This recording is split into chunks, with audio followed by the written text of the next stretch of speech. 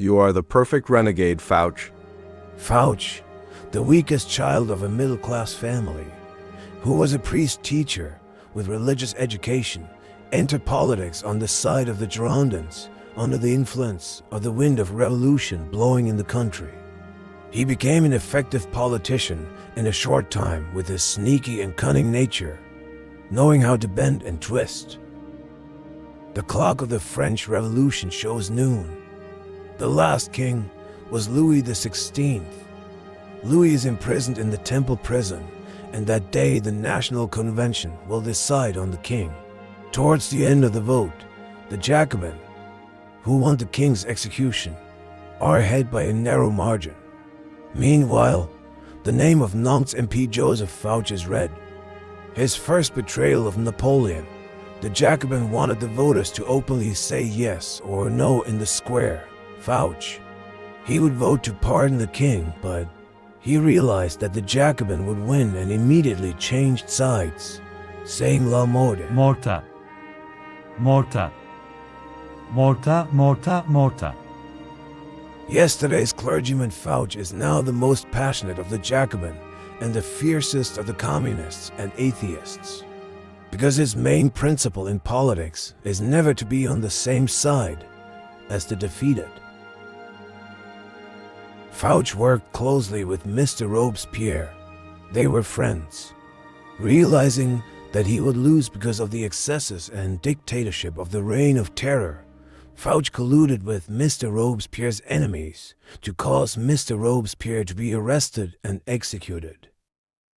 Maximilian Robespierre shot herself with her own gun before going to the guillotine.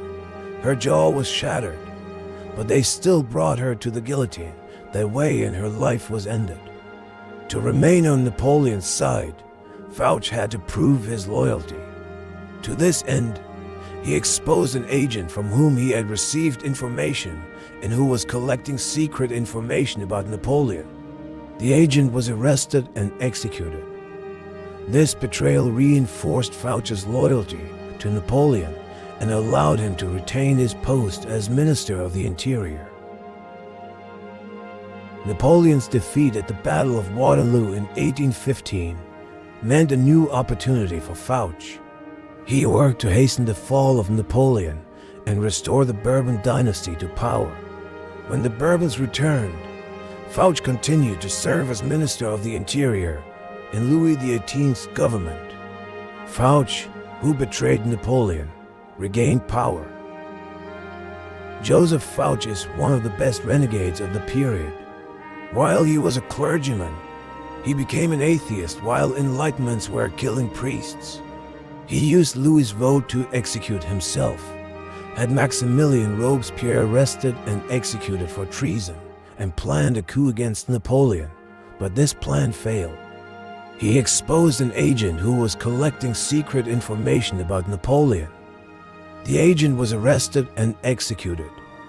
He exposed an agent who was collecting secret information about Napoleon. The agent was arrested and executed.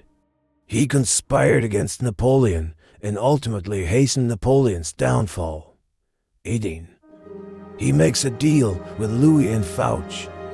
18. Louis, because he knows that Fouche is a renegade, he exiles Fouche and bans Fouche from entering Paris. Joseph Fouche is a cold, introverted, liquid character whose emotions are unclear and who collects and controls information about everyone. Fouche's character is notable for its complexity and controversial aspects. While he is seen as a revolutionary hero on the one hand, he is also remembered as a traitor and two-faced person. This complexity ensured that he was remembered on the stage of history for a long time. Joseph Fouche is a figure distinguished by his extraordinary intelligence, political cunning, composure, and adaptability. However, he is also known for his duplicity, betrayals, and manipulation skills. Fouche, who does not hesitate to commit any kind of betrayal in line with his own interests, is one of the most complex and controversial characters in history. You voted for my execution, but the day before you told me you would be on my side, Fouche. I don't forgive you. History will not forgive you. You are the perfect renegade, Fouche. Stefan Zweig brought the book Joseph Fouche back to time in biography as a portrait of a politician. This biography, which is not far from today, continues to gain importance in every period. Power has Medusa eyes. Once you look at his face, you can't take your eyes off him. Remains fascinated and entranced. Someone who has once experienced the intoxication of being dominant and commanding can never give it up. Napoleon cannot say to Joseph Fouche, "Get away from here." Instead he says, "You're very tired, Mr. Fouche. If you wish, take some vacation." Stefan Zweig today, we still see that in the uncertain and terrible political games to which the people believe and surrender their children and future, not true, broad-minded and determined people, but professional gamblers, whom we call diplomats, people who are masters of quick-handedness, empty words and carelessness, are involved. Joseph Fouche supported the Jacobin. The Reign of Terror, September 5, 1793. July 28, 1794, was a period of anti-revolutionary trials carried out in the First French Republic by the Jacobin, who remained in power for months after the French Revolution. The series was held in Paris. It was the bloody period of the time when he was executed. Joseph Fouche supported the Jacobin and King Louis XVI, as he voted for the execution of Louis, King Louis XVI, whom he voted to execute because he disagreed with Napoleon, sided with Louis' cousin, made a secret deal, aiding. Louis wins. King XVIII, since Louis knew Joseph Fouche well, after this victory, he exiled Joseph Fouche and he was no longer allowed to enter Paris. King XVIII. Louis listened to Joseph Fouche's plans but provided no information about his own actions. Napoleon did not trust Joseph Fouche in Bonaparte, but he could not turn his back on him either.